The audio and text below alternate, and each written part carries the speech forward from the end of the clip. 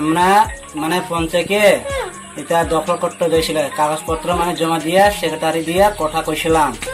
এটা জমা দিয়ারে আমরা আইতে সময় রাস্তার বিজেপি লোক আপনারে আক্রমণ করছে।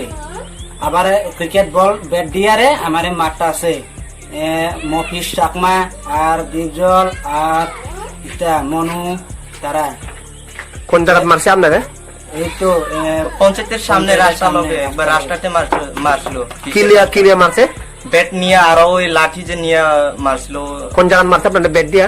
ব্যাট জায়গাটা ওই তো এদিকেও মারছে, ওই এদিকেও মারছে, আবার এখানে মারছে।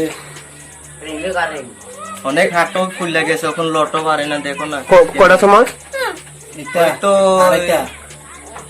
আড়াইটা 3টার দিকে হ্যাঁ, আড়াইটা 3টার দিকে আপনার মানে আমরা তো কাগজপত্র পঞ্চায়েতে জমা দিয়া এরপর আমরা বাড়ি আইতে আছে পরে রাস্তা আপনার বিজেপি লোকরা আপনারে মানে আক্রমণ করে মানে মারছিল।